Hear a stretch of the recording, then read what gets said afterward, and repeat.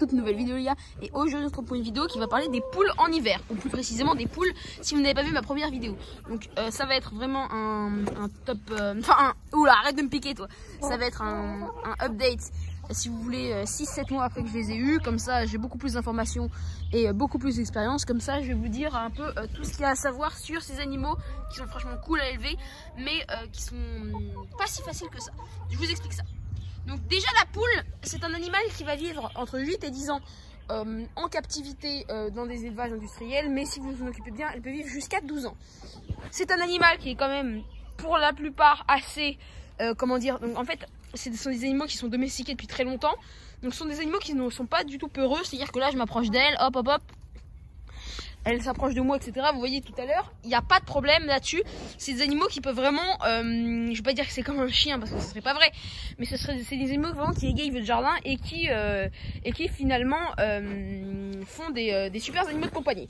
Mais il y a quelques quand même, et en plus elles produisent des œufs. Alors un œuf par poule et par jour, je n'irai pas jusque là parce que c'est pas vrai.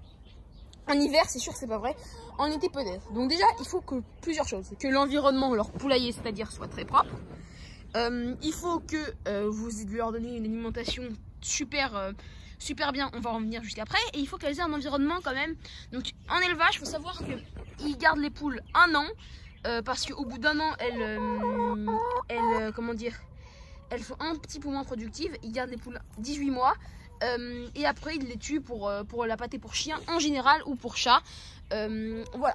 En plus, à partir d'un an, elles sont moins jeunes, etc. Elles peuvent avoir plus de maladies éventuellement, etc. Donc, il faut renouveler la population, c'est-à-dire renouveler les espèces, renouveler les races et renouveler les individus. Donc, voilà.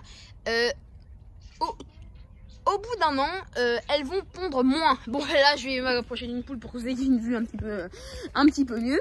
Donc, au bout d'un an, elles vont pondre moins. C'est-à-dire que elles vont en général baisser d'un œuf par un œuf par mois, mais au bout de, je vais vous dire, au bout de 8 ans ou au bout de 8 ans, elles pondent plus du tout. Elles pondent un œuf par semaine ou même plus, ou même moins. Je veux dire, donc voilà. Donc, une poule, ça va pondre entre 6 et 8 ans. Au maximum, mais c'est un super animal, donc voilà.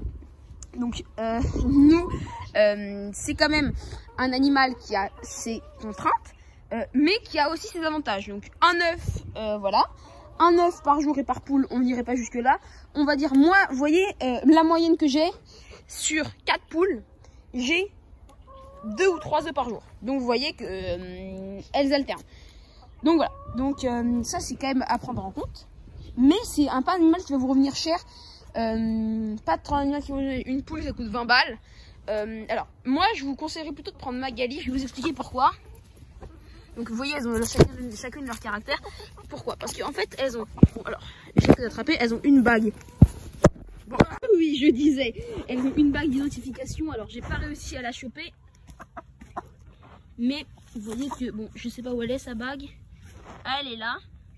Elles ont une bague avec leur nom, enfin pas leur nom, vous pouvez le mettre sur internet, leur date de naissance, et elles ont surtout plein de vaccins, et c'est pas cher. Donc ça c'est surtout un truc qui est pas mal. Maintenant je vais vous montrer l'alimentation.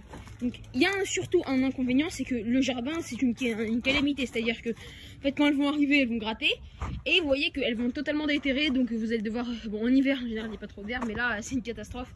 Donc voilà, donc l'eau vous n'allez pas avoir besoin de la changer si souvent que ça.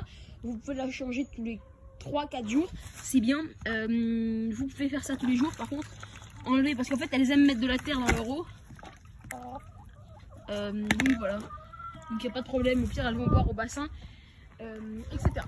Donc voilà, donc maintenant je vais vous montrer la nourriture. Donc en fait, c'est bien qu'elles aient des grains qui sont concassés, parce que les grains entiers c'est pas top. Ça va leur demander plus d'efforts pour les manger, et pour pas forcément, et elles vont beaucoup moins aimer que ça, que les grains concassés. Donc les grains concassés c'est quoi? C'est simplement ça. En plus il y a du lin, c'est riche en oméga 3. Vous voyez qu'il y a plein de trucs. Et c'est un mélange qu'elle kiffe. Donc vous voyez que c'est un animal qui est vraiment sympa. Donc vous allez bien sûr leur mettre soit des copeaux, soit de l'herbe. Mais je vous conseille plutôt de l'herbe parce qu'en hiver, en été pardon, les copeaux, les poux. Et là s'il y a des poux, voilà. Donc ça va un animal qui va pas faire trop de bruit. Ne mettez pas de coque parce qu'il y a plusieurs choses. Premièrement, si vous n'avez pas envie de vous retrouver envahi. Et deuxièmement, pourquoi? Parce que ça va faire du bruit. Et là, bonne chance. Donc voilà. Donc j'espère que cette vidéo vous aura plu. Si c'est le cas, n'hésitez pas à lâcher un pouce bleu, à vous abonner et à commenter.